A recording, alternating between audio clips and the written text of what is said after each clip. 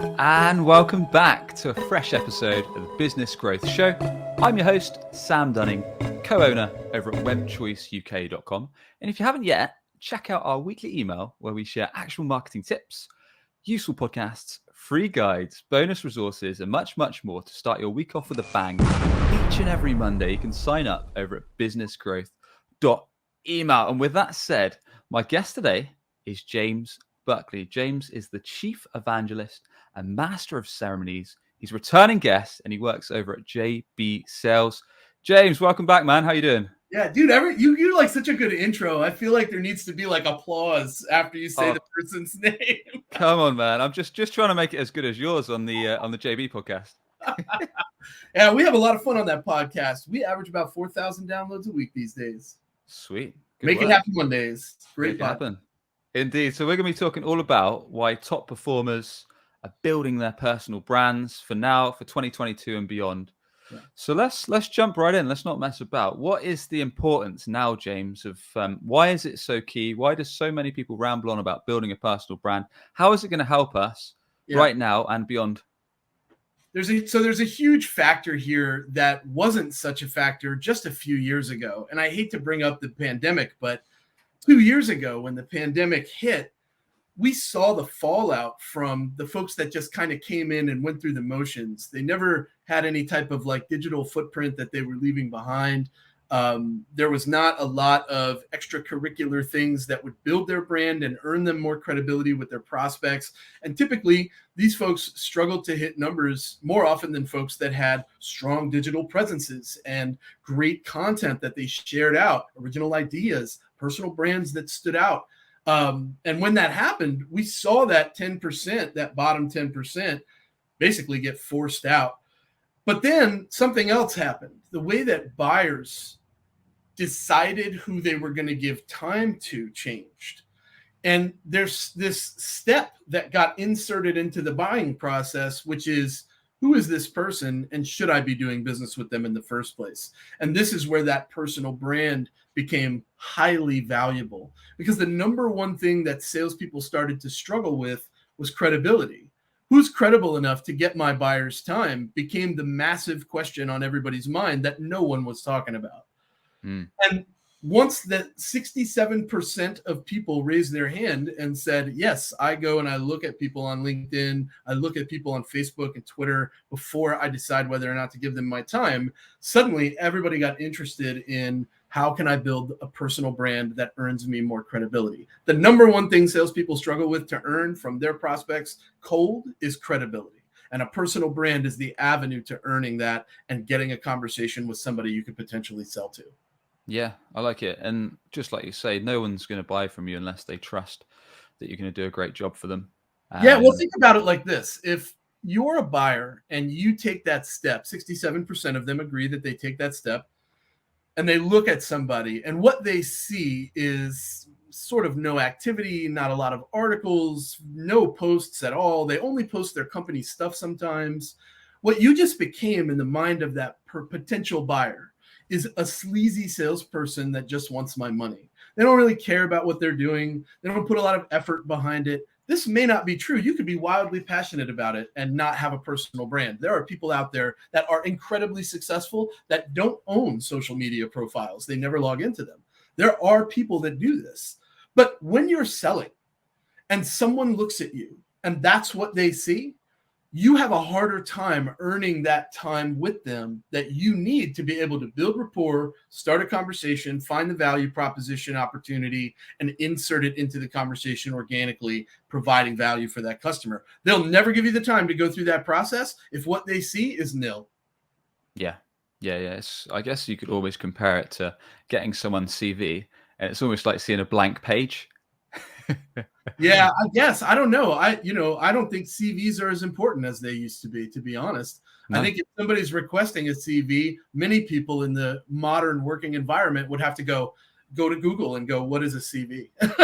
Yeah, it's almost got to that stage, hasn't it? Now, I think so. To break things down to basics, James, what would you say is a summary of a personal brand? And I know everyone that's been on the show and talked about this has a slightly different view, but I'm keen to know what you think. Yeah, so I define it quite simply. It's not complicated, and this is how I define a personal brand. It is a digital representation of your professional self. Simple, easy. That doesn't mean you only post professional content. It doesn't mean you can't talk about things that are outside what you sell. But your personal brand is that digital image of who you are and what you care about and your passion for life, your product, your customers, your service, the things that you care about, hobbies that you might be into, macros that other people might be into that draw them towards you. If you're not representing these things with your strong personal brand, then people don't know why they should connect to you.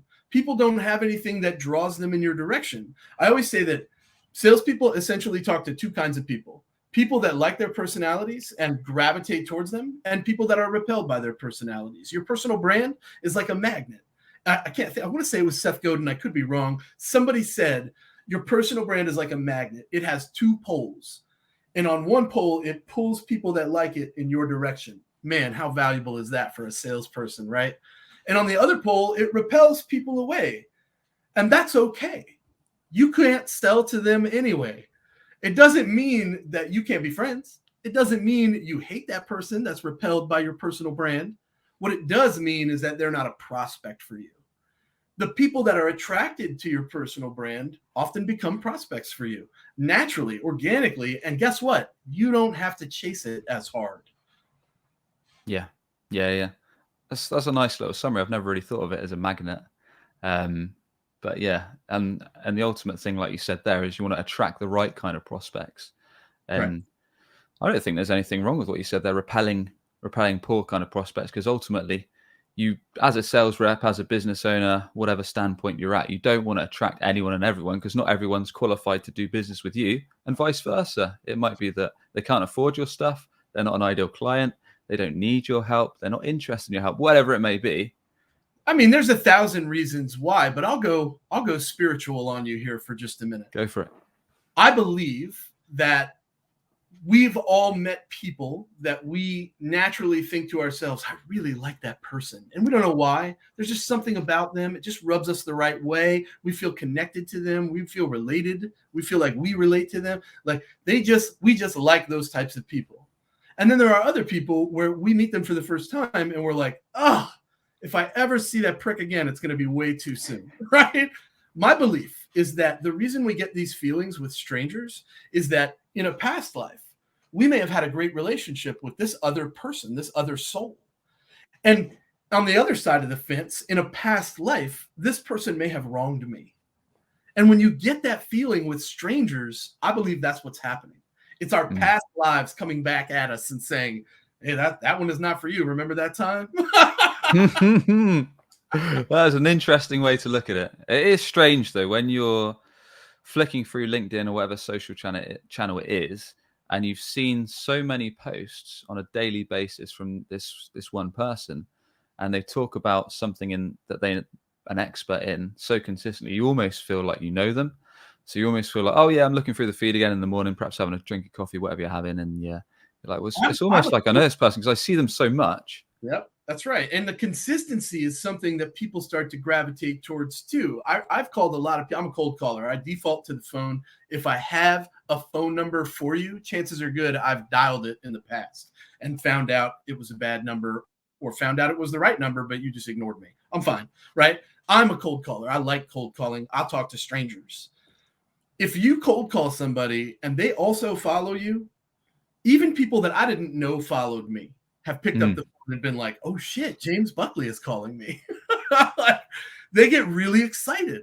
Say what sales, like that's my brand. They yell it out at me. When you've done that, when you've accomplished that, you're on that path to becoming that brand that's well-known, that's recognizable, that people trust. Anybody that comes forward without any type of research or development or past history of success saying, I'm coming in to compete with Nike, every Nike, millions of Nike fans out there are like, I don't even know you, dude. Like, I'm never switching. Like, that's my brand. A recognizable brand draws people in your direction, but it also puts what you're thinking and puts your thoughts out there for other people to share, for other people to support you. And that growth is both personal and professional. And we cannot grow professionally until we're willing to grow personally. Would you say it's almost an unfair advantage? So I just want to, before we get actionable and share some tips and strategies. I think that the people that haven't taken the time and haven't put a lot of care into their personal brand would label it as an unfair advantage. But I think the people that have a personal brand and use it to leverage and gain the advantage would say, no, it's just more strategic. They just know me more. Yeah. Reason I'm doing this is I want to basically show anyone that's tuning in that's perhaps heard of personal brand and probably thinks, oh, this is a load of nonsense, or I'd rather just hit the phones, leverage my existing network, go to networking events, perhaps spend money on paid ads, perhaps do other marketing methodologies, or they think there's better ways to spend their time. I really want to just say, look, this is what you can gain from from starting your own personal brand, rather, i.e. you can build trust, you can connect with new buyers, you can share content, you can attract the right kind of leads, repel the wrong kind of leads. More so than that, you can also learn a lot. I'm amazed at how many people follow my content, and I'll say something or I'll write something and they'll reach out to me and say, James, I saw that video and you said this, and that prompted me to reach out to you. And here's why. Did you know about this? And they'll share something and I'm immediately engaged. Not only am I immediately engaged with that person because they're following my content and referencing it in their message, but I'm like, what is this? I said something. What did I say? I'm going back. I'm looking at the video. I'm looking at their message. I'm going to the link they sent me. I'm reading it. I'm getting back to them. I'm like, this is interesting. Do you want to chat about it? Like, that's a great discovery call for that person. We've bought products because of that line of thought, right? Yeah, no, that's a good ad. Like you say, you can learn stuff just certainly from the LinkedIn feed. There's all kinds of advice depending on who you're connected to. Yeah, that you can pick up and learn. Not all of it great, that's for sure. There's a lot of bullshit out there. I've gotten some shit advice before. You know? Whether it's useful or not is another conversation. That's right. With that said, if someone's tuning in, they're thinking, well, this sounds quite good. I want to put this into play. I want to kick off my personal brand and see if it can actually help me leverage trust, leverage revenue, get some new leads, and all this good stuff. What are some of the key considerations or what are some of the key first steps to actually making it happen? Yeah. So I'm going to give you 3 steps that I took early on that helped me build Say What Sales. The first one is I came up with the hashtag. So I grew up in the 80s. Say What was like super popular in the 80s. And when I was starting out creating videos and writing content online, one of the most common questions I would get is, what do I say when? What do I say when someone says this? What do I say when someone responds that? How do I respond when they say this? So what do I say? Say What Sales came very naturally. Plus the alliteration made it sticky. So come up with your hashtag. Let me just tell you, the hashtag has to be specific to you. It can't be something that somebody Googles and lots of other things come up and they end up scrolling forever trying to find you. Right? There's another James Buckley out there. He's a British actor. Maybe you know him. You've seen the In-Betweeners, right? Is he off the In-Betweeners? Oh, brilliant. Yeah. He's a prominent actor, James Buckley. My goal in life is to become more popular than that James Buckley, right? It's a good goal. So come up with that hashtag that's specific to you. It can't be hashtag James Buckley because that's that guy. Right? So Say What Sales is my hashtag. And then in my content, so I used to work with a guy, his name is Kenneth Herring. And he is hashtag Mr. I Hate Mondays. And he started out as hashtag Mr. I Hate Fridays or I Love Fridays. Well, that was not as popular as I Hate Mondays. So at the end of all his videos and his stuff, he would say his thing and then he would say hashtag Mr. I Hate Mondays. And then he would say his slogan. And I heard it so often that I was like, oh man, you know what am I going to say to like wrap my stuff up? And I've always sold to salespeople. That's like who I sell best to. I sell to sellers. So at the time, I was trying to attract more people that sell. So I came up with, if you're a salesperson, we're the same person. This way, when people hear it, they're like, oh, we're the same person. Like, I am a salesperson. Me too, man. Right?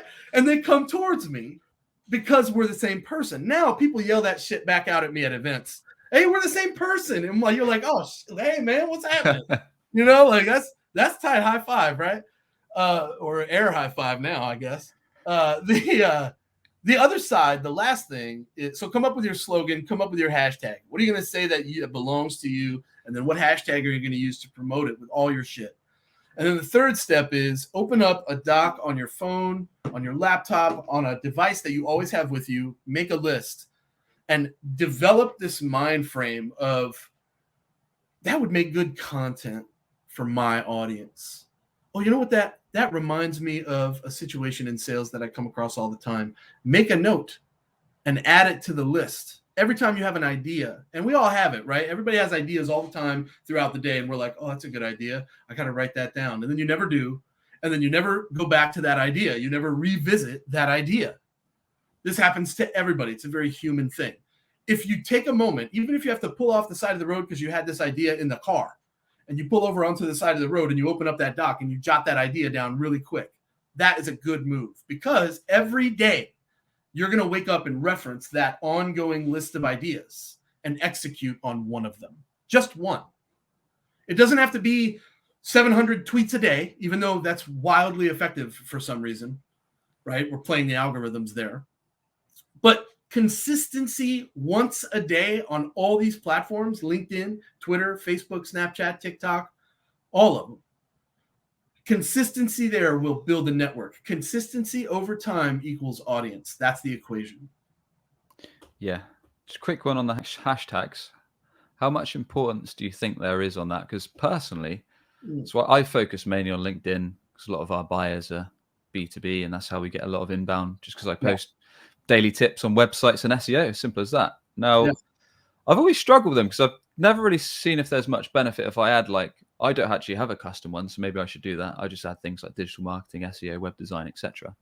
How much importance do you think there is on having your own personal, unique hashtag that you shared with us and your slogan just then? So the platform that you're putting this content on matters. If I'm putting content on LinkedIn, LinkedIn's kind of stringent on hashtags. It's not a very useful tool there for SEO. Sure, it is if you are limited with it. So sometimes I'll put a written post out or I'll put a video out and I'll use 2-3 hashtags. My hashtags, say what sales, all one word. And then I'll go and I'll do like hashtag negotiation or hashtag prospecting.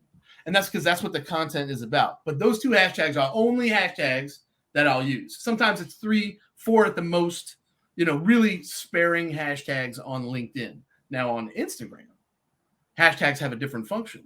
They function in the SEO world. So the more hashtags you can use on Instagram, the more exposure you're going to get. And you can actually go in and find the best hashtags to use with Hashtag Expert. I use this all the time. It's an app on your phone. And you just type in your first hashtag, your main theme, and you hit go. And it generates all these other hashtags that are associated to that. And you can pick and choose the best ones. Here's another quick tip. Instagram specifically. You can type in the search bar a hashtag, and you can see how many people have used that hashtag. If it's a wildly popular hashtag, I don't know if you know this, but when you use a hashtag on Instagram, that hashtag starts to show up in your feed. Got it. That's useful because I'm an Instagram noob. So Dude, that's Instagram. I can't tell you how many people hit me on LinkedIn and say I follow you on Instagram. I can't tell you how many people on Instagram hit me and go, I follow you on LinkedIn. One network feeds another one. And that's why omnipresence with your personal brand is the best thing you can have. TikTok is like bananas right now. Morgan J. Ingram is murdering it on TikTok. So of your 3 points, James, the third point was to make a list of good content for your audience. So let's dive a bit deeper on that. What defines good content and who should you target as your audience?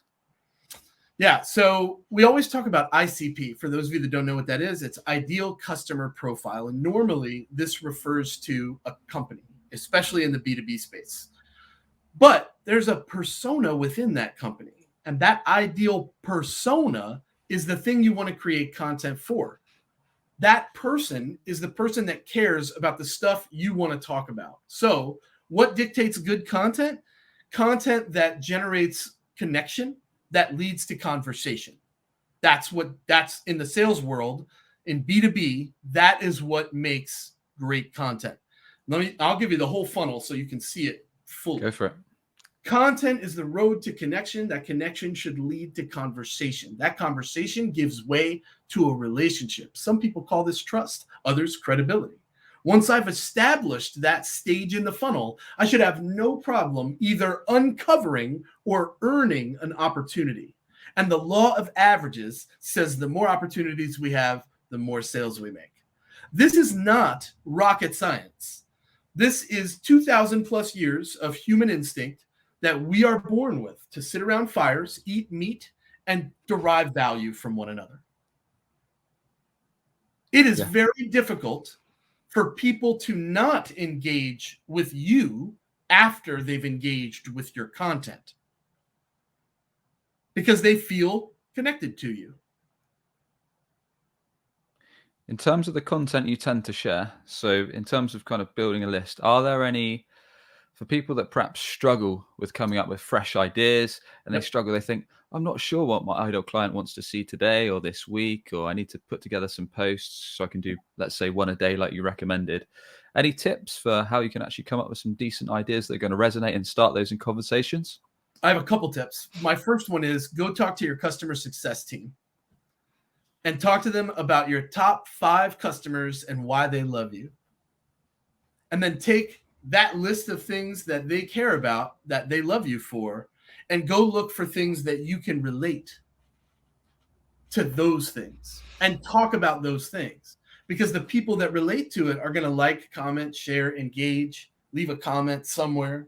Maybe they reshare it to their network. Maybe they tag a few friends. Everybody's seen this happen. Those friends are great prospects. And you know what I do? I reach out right away and I say, hey, since people are tagging you in my content, I thought we should connect. No one has turned me down.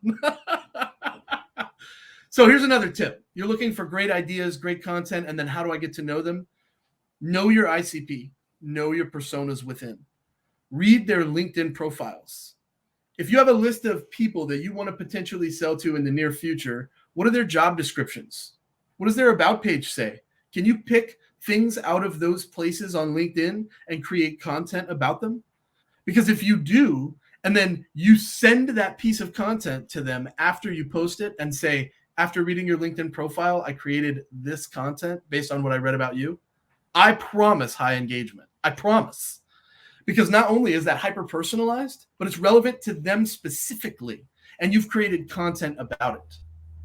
So you can do this sparingly throughout the day. Take 5 minutes, pick your best prospect, read their LinkedIn profile, create a piece of content that's relevant to something that's on their LinkedIn profile. Don't call them out by name because it's not for them on the content side. It's for them when you email it to them and you say, based on what I learned about you, I shared this piece of content today, and I'd love, this is magic, I'd love your feedback.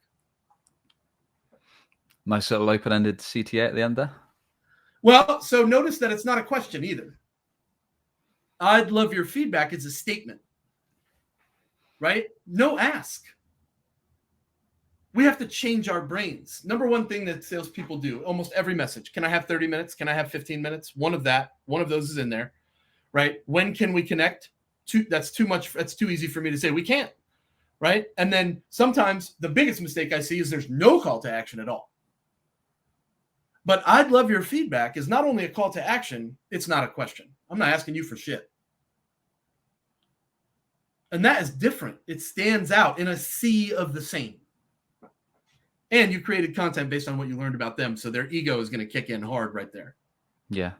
No, I like the tips about talking to your customer service team. That's probably one of my top ways to create content on LinkedIn. I don't come up with many original ideas. Most of the things that I post are around questions that I get either from prospective clients or existing customers, all around how do I do this? What's the best way to do that? How long is it going to take to do that? What did you find was the easiest way to do this? Literally, if I get those questions, I'll make a list of it. Maybe put it into a video, maybe put it on a solo episode on the podcast, maybe then repurpose it into a LinkedIn post, a blog article. Just list down these questions that you get regularly, because if people are regularly asking you them, you know that more people are going to be asking you them in the future, And not only does it give you decent content to share on socials, whether that's LinkedIn, it means you can even create videos about it, podcasts about it. And then when someone asks you, just say, check out this link. It's going to give you all you need and more. Yeah, questions are funny in the sense that like some people will label a dumb question or a smart question or a good question or a bad question. No matter what question you're asking, I promise there are at least 500,000 people in your area, in your space, that have the same question. I promise. The dumbest questions are the ones that you didn't ask, even though it was on your mind. Yeah, I think that's probably one thing that repels some people from starting a personal brand or starting content. They probably think they don't have anything interesting to share. But the thing is, you probably know your industry 100 times better than anyone that doesn't. So most things that you're about to share, as long as they're in some aspect educational, helpful, entertaining, and they're around your vertical, your industry, what you sell, then they're probably new ideas to people that don't know about it. Well, so you said something interesting there. The phrase that you said that I caught was, I don't have anything interesting to share, which is a common thing that I hear when I talk to people about building their brand. Here's what I say to them. It doesn't have to be your interesting thought. You can share your learning experience, your journey, and you can ask people what they think about a specific topic, about something. Guess what all those people probably are for you? Prospects. Because if you are learning in a specific space that you're selling into, and one of the things that's confusing you is X, and you're saying to your network at the end of your video or your post, hey, if you are one of these types of people, what do you think about this topic? I'd love your thoughts in the comments. People want to innately, they want to share their stories. They want to talk about what they know. They want to highlight their expertise. So you can quite literally create content and ask those people to chime in and then reach out and thank them. Hey, thank you. Your answer was really helpful. I'd love to connect sometime and talk more about this thing that you responded to. Hopefully, you're smart enough to create content that you can talk more about that thing, whatever that thing is, and it's something that you actually can sell to. Yeah. So slight side topic, how much of the content that you put out, in your opinion, James, should be related to what you actually sell? And how much should be personal? Yeah. So I think that's a comfort level question. Some people are able to share very personal things about them. And like me, I share everything. Like my whole life is like a big open book because I don't care about your judgment, right? But some people do actually care what other people think. And the kudos to them, like no judgment here for that. But you've got to decide what your comfort level is. Great example. One line that I often don't cross is I don't like pictures of my kids or my wife online. They don't like it. They don't want to be there. So I don't post it there. You know, occasionally I have an exception where like they're part of like something that we're doing together and they want to be a part of the photo. And I'm like, yeah, I'm going to share this, and they're fine with it. But on the whole, I don't share much about my kids and my wife. I share about my family. I share about stuff that we're going through. I share about things that we're experiencing, but there's not a lot of photos of them or video of them on my pages, right? Some people, they don't care. They share their pictures of their kids all the time. Go ahead, man. Like you can decide your comfort level. For me personally right now, I would say about 60-40, 60% to the content side about what I do and how I help people and problems that I'm seeing and, you know, stuff that's related to my industry and my space. 40%, hey, I'm at this hockey game and having a blast. Check out the wiener dog race, right? Like it's a lot of fun. It's supposed to be fun. Don't forget, the thing that you do with a lot of your professional time is supposed to be enjoyed. You're supposed to enjoy it. It should be fun. And if it's not fun for you and you're not having fun selling it, no one is having fun buying it from you. I promise. It's stressful and pressure filled and probably not very successful for you long term, not sustainable.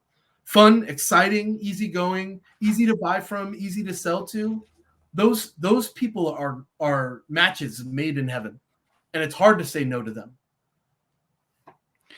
Yeah, I suppose if you put personal, if you have a mix, if you put some personal posts out there, whether that is pictures of what you're up to on the weekend or what you enjoy doing outside of work, whatever that might be, I suppose it also gives people a kind of insight into what it might be like working with you as well. Because if you're only ever putting kind of more corporate stuff and they don't see what you like outside of work, it might give you a bit of insight into personality, and might help people take a shine to you. Those that might have been on the edge of deciding whether to work with you or not, that could be the difference between them dropping you a message and saying, hey, been enjoying your content, let's discuss this project or whatever. Well, think about this. When you look at somebody's profile picture, what do you see? Do they look like this? That's just me. If they look like angry and upset and frustrated, tread lightly when you talk to this person, because their personality is relatively rigid. You're judging that on looks, you know?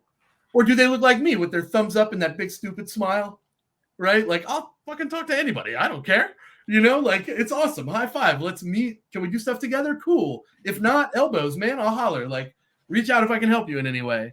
Like, that's my job. Talk to strangers. I've been saying this lately, and I think it makes a lot of sense. Like, we have to recognize what the purpose of the brand is. It's so that people stop and talk to us, so that people will make that attempt to get us to have conversation with them. We're told our entire lives, don't talk to strangers, don't get in their cars. When we're kids, this is a huge focus for our parents.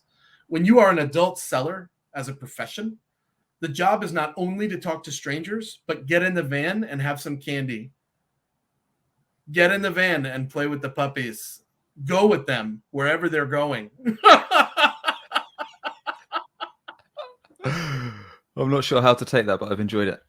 I'm saying, like, dude, like, when you think it's fucked up when you think about it, but it's really real. Like, that's the job when you're in sales and when you're building a brand. Like, you know, how do I get this person to stop in their windowless black van and be like, hey, hop in, we got the puppies. That was a good analogy. So it's worth adding at this point that James actually had a flood over the last day and he still agreed to do this podcast with us. Yeah. So it shows that he's all about kind of helping you out with your personal brand, and normally he's got an awesome studio with his whiskey cellar and his wine vaults and his beer vaults behind him. So yeah, appreciate that, dude. Thanks for still coming along. Out, man. I like, if you knew what happened to me over the last 24 hours, you have no idea. I'm like so beside myself. I don't even have the words for how much water was in my house. Top man. Well, hopefully you can get it fixed sharpish. So wrapping this up in terms of channels. So you mentioned, James, did you say you're doing kind of one post across social channels each day? Is that right? That's right. Sometimes more than one. I'll be honest with you. A lot of people struggle because they're afraid that they're going to like get weeded out by this algorithm that's mysterious that they don't understand. We have to let go of this thought. Don't worry about that shit, man. You're never going to figure that algorithm out. And the moment you do, it's going to change. So don't stress over it. Instead, just think about a content strategy overall that makes sense for you to be consistent, and then allow the content to do its job and go where it needs to go and affect the people that it needs to affect. But don't give up on it. If you give up on it and you step away from it, your engagement will go down and you'll have less new conversations. And new conversations, get in the van. That's the job. You need that, right? That's the whole purpose of being out there and putting yourself out there. People use the internet in lots of different ways. We can go into that on another show. But for the purpose of B2B sales, building your brand and being consistent, posting content out there is what gives you that living, breathing thing that everyone wants to be a part of. And everything starts with, how do I get this person to want to talk to me? Personal branding, revenue generation, getting cash in the bank. A lot of people tuning in are probably going to want to know, how can I actually turn this into revenue for either my company to hit my sales target and get my commission, or how can I use this to grow my own business? Now, you've mentioned quite a bit about starting conversations. Should we be looking at this from more of an outbound strategy in terms of messaging people that fit our ideal client persona, or should we be hoping that our content that we put out consistently is going to attract the right people and they'll direct message or call us? Yeah. It's both. It's both, and it always will be. What we should be doing is creating consistent content that is either personal or professional, and then mining that content. Literally going in and saying, hey, I have 5 comments on this post. Who are these people? Do they work at companies that are my ICP? Are they my persona that I could sell to? And if you ask yourself those questions with each piece of content that you put out and then build your network based on that, you will have a network full of people that can buy from you. And isn't that the best kind of network? Absolutely, right? From a where do I put what perspective, know that the style of content that you put on one platform can't be exactly the same on another platform every single time. Sometimes I have to create 2 videos. Sometimes I can use the same video on every platform. It's not always cookie cutter, but every time somebody engages, likes, comments, shares, I go and I find that person. And if they're my ideal client and my ideal persona, I'm immediately reaching out, and my connection request says, hey, thanks for being a great Say What Sales follower. We've never had a conversation, and I'd like to remedy that. So when you talk about joining, like taking your content and creating revenue out of it for your company, that's the way, because that new conversation is the path to the revenue. And there's this messed up like leadership thing, like, oh, you're talking to people that are engaging with your content. You should be talking to prospects. My immediate response is, how do you know the people that I'm not talking to are prospects if I don't talk to them? Yeah, it's like chicken and egg. You can't find out if someone is a prospect before you talk to them. And if you talk to them and then find out they're not a prospect, that's not time wasted either. But leadership has this mentality of like, I only want you to talk to people that are buying from you. Fuck, man, I'm sorry. Life just doesn't work that way. Well, it's almost like a quicker win. If you put out a post and you see that someone that, let's say, for example, you target marketing directors of certain companies, and if someone that fits that persona has commented on your post or liked it, it's a quick win, right? It means you don't have to go in cold. You can drop them a message and strike up a conversation about what resonated with them about your piece of content. There it is. Yep. What's the number one thing that salespeople struggle to have when they're reaching out cold? It's context every time. It's context. It's relative context. It's relevance, right? If somebody engages with a piece of your content and you're reaching out saying, thank you, first of all, right? And you're also saying, what was it that you liked about that piece of content? I'd love to chat about it sometime. It's been on my mind for a while. And because you're in that business, I feel like I could pick your brain and learn a few things. How hard is it for that person not to be like, oh my gosh, I really like that comment. And the reason I liked it is because you said this. I deal with that every single day. If that one thing that they say right there is the value that you're selling, you just hit a gold mine. Oh, I deal with that problem every single day. Hey, funny enough, you know what I do? I fix that problem. Yeah, exactly. It's like, I think it was a guy called Benjamin Dennehy that came up with the saying, but I could be completely wrong. It's some will, some won't. So what? Move on. So some will, some won't. So what? Move on. And ultimately, some people might tell you to piss off, but who cares? Most people are going to be quite receptive to this. Probably 90-odd%. Some might not reply. Many will say, yeah, I actually enjoyed what you said about this. In fact, this is going on at our organization. Or they might give you a referral. But the thing is, you won't know unless you actually strike on the opportunity and drop them a message and start the conversation like you said.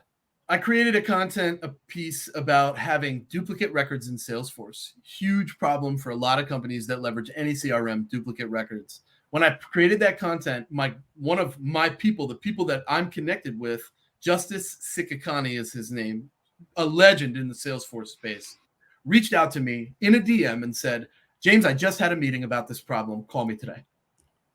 I called him. We set up a meeting. Just follow this line. We set up a meeting. He ended up buying the solution to remove the duplicates. We then created a piece of content together about duplicate records. We posted it. One of his connections saw it, reached out to me to learn more about it, and we closed that deal. I don't want to tell you the amounts there, but they were big deals. That company was an enterprise company. Yeah, sure. The first deal that I had wasn't the biggest deal, but it was my window into the content that earned me the bigger deal. That line of thought, that's great branding right there. That is great content strategy. All that happened on Twitter, by the way. Nice. Interesting. That's another channel I don't use. I spend most of my time content-wise on LinkedIn or YouTube, but I feel I should diversify. It's just the time really for me between running a business, putting out content and channels. So yeah, if you've got any tips on how to Time time blocking and manage. task management are your best friends. So we use Asana for task management. Shout out Asana. We love you. You make my life tick. But then I use Salesforce tasks for my sales pipeline follow-ups and stuff. So what I'll do is I will quite literally go into Asana and I'll look at my tasks, and then I'll look at my calendar and I'll block off the time frames to be able to knock those tasks out. And then I'll look in my Salesforce and I'll see how many open tasks I have to complete, and I'll block off a window of time, and nothing else can touch that window of time because it's allocated for this thing. I'm telling you, content creation is no different. Sometimes I'll set a reminder and I'll say, hey, Siri, do me a favor and remind me tomorrow at 8 a.m. to post about X, Y, and Z. And then at 8 a.m. I get that and I go, oh shit. And I light up my phone and I do the quick thought that I had. And then I go back to my desk and I get back to work.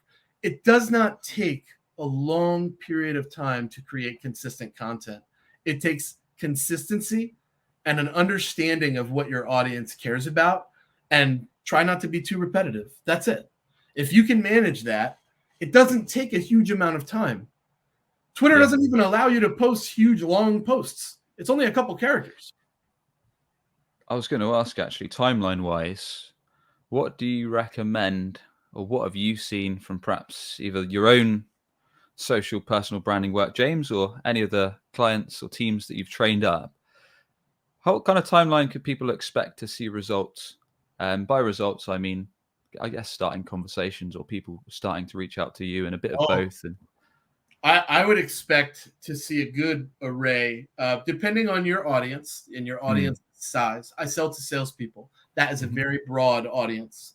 Some people sell to IT managers, right? A little smaller. Some people sell to CISO, right? Even smaller, So it depends on your audience on how soon you're going to see results, because if you're creating content for a specific niche audience, it might take a little longer to grow your network. But if you're creating content about a specific problem that is a macro problem, big problem that a lot of people have, I would expect new conversation right away. I've put videos out and had 35 conversations in a day from one piece of content in the past. You can do it. It's a matter of whether or not you're willing to go through and look at those individuals and decide whether or not they're worth your time. Don't do what I did. I had to learn the hard way. Everybody's not worth that time. Look at them. Can you sell to them? Is it worth that cold call? Go for it. Don't just go through the list and waste time calling people that you probably can't sell to. James, have you ever seen anyone or heard of anyone or know anyone that gets 100% of their pipeline and hits or exceeds their sales targets from purely their personal brand and what we've discussed today? I don't know that it'll ever be purely done this way. You know what? I'll take that back. I would say that Gary Vaynerchuk could probably attribute an enormous amount of his success to branding. Probably not 100%, but an enormous amount of his success came from his ability to constantly be creating content, sharing his thoughts, and not giving a rat's ass what anybody thinks about it. Yeah, he's got to be up there, hasn't he? Well, think about it. You can go on any platform and you can look at his daily posts, and I just about guarantee that you're going to see 5-6 posts a day. And he's probably one of the more successful personal brands out there right now, in my opinion. We could name a few names, but that one is the one that I think most people will resonate with the most. Yeah. And I can share as well from my side, which I've shared on older episodes, but right now, so our primary social platform is LinkedIn, and that's just me sharing organic posts, usually once, maybe twice a day, specifically, not around general stuff. Every now and then I'll share a personal post, but most of it is geared quite selfishly towards people I want to sell to. So that's usually a tip, a question, or a helpful bit of video, photo, or text-based content just around what we sell, so websites and SEO. And that actually is the third best performing channel for our sales pipeline. So each year we do well over 6 figures just from that content that I put out. So if you're sitting on the fence and wondering if it works, under SEO and under paid ads, LinkedIn organic is our third best channel for revenue. So if I can do it just by messing around on LinkedIn, then pretty much anyone else that's tuning in, that should be your green flag to get off your ass and start. Get off your sass. Get off your sass, yeah. SEO, paid ads, personal brand. Those are your top three. I Yes, think sir. that's amazing. A fourth one that I will add that's coming back is events. Events are coming back in a big You way. reckon? Yeah, networking events are coming back. Conferences are coming back. And I think what's changing is the way that we're interacting with each other, right? It's a little more cautious. I think we're also a little more in tune to like what we want to accomplish at an event. Elbows have become common, right? Everybody's keeping their distance. It's a little more guarded, but a big smile and a fun attitude and a lighthearted conversation go a long way at an event. Just because you are there representing a company and you have a goal doesn't mean that that goal should overpower your connection with others. And you don't need physical connection to be able to be connected to somebody. Make somebody laugh today. Like if you do that, their guard is down. Number one. Number two, it makes you feel good to make somebody laugh. That's a positive experience for both parties. Go for positive and let the rest take care of itself. Awesome, man. Nice way to wrap it up. James, always a pleasure to have you on, mate. Always enjoy our chats. I appreciate you. No worries. Thanks very much. So with that said, please do tell us more about how everyone can connect with you, learn more about what you're up to at JB Sales and anything else you'd like to promote to us. Yes. So you can get access to all our training courses, tips, techniques, tactics, takeaways at joinjbsales.com.